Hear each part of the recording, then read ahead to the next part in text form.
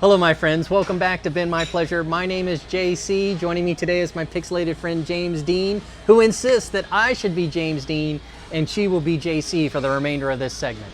Indubitably.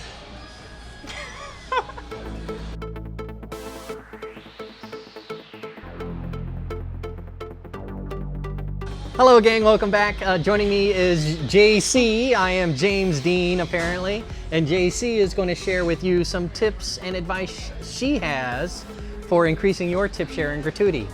JC, lay it on them. All right, so I would say, okay, so here is one thing that I do that will either creep out parents or make them tip me more. It just kind of depends. And I will say, I do this sometimes on tables that are not my own. High risk, high reward. I have a 5-year-old, so I have an extensive knowledge of Littlest Pet Shop, My Little Ponies. Also, I would say Shopkins. So anytime I see a little kid come in with something like that, yeah, you probably don't know what that is. But if you've got a 5-year-old, you do know what that is. I connect with parents. I relate my own life stories. I will commend people, especially people who come in with children, because I will say my daughter between the ages of 2 and 3.5 was not allowed to dine out because she could not sit in her seat. She would throw sugar packets on the floor, all of which drove me nuts as a server. So either keep your kids inside, or if you're serving those kids, make sure you say something to the parents. Oh, your kid is so adorable if they're making a mess. Or if they're well behaved, say something to the parents. Yeah. Comment on how well mannered their children are. Comment on how well behaved they are. Parents like hearing this kind of reinforcement, especially if that's something that they're striving to teach their children.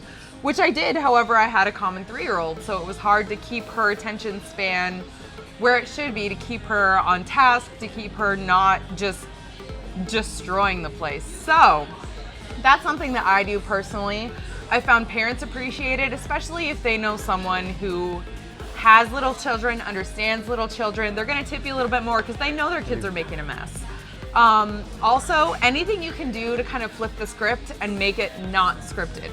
Anything you can say that is not expected as a server, something personal, something funny, something like, I apologize it took me so long to get to you. I just am not on top of my game tonight. Anything like that that is gonna kind of throw them off and make you more of a person as opposed to someone who's just bringing them their food. That's gonna help your tips, that's gonna help build a connection, and that's gonna help just help you enjoy your job, honestly. Sometimes a 6, 8, 10-hour shift is a lot.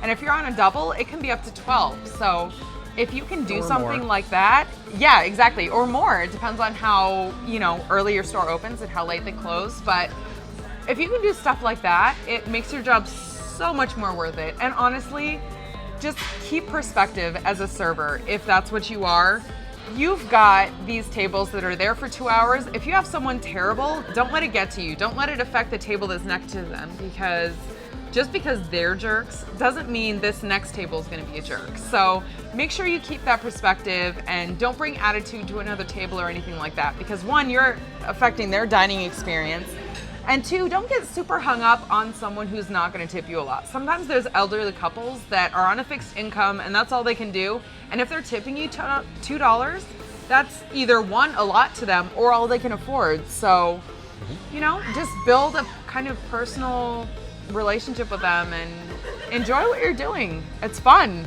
Yep. It Why can not? be. I heard some great things. Yes, building a personal relationship or building making a personal connection is a reoccurring theme in our Tips for Tips segment.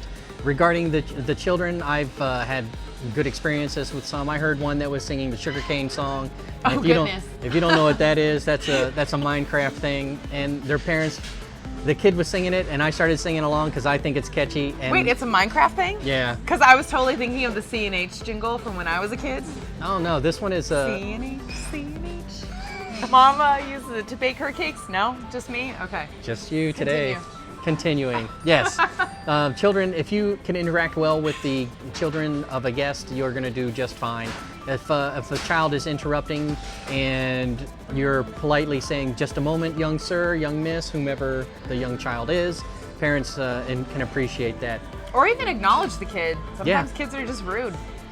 Yeah, that's true. I'm just saying, they don't understand necessarily social cues, so. That's true. Children haven't developed social cues yet, correct? That's a great way to say that. Parents tend to love their children, so if you can treat the child great, Yeah. it kind of translates to the parents as well. Yeah, just treat the child like you would treat anyone else, because children are people too. They're just young people who don't have as much world experience yet.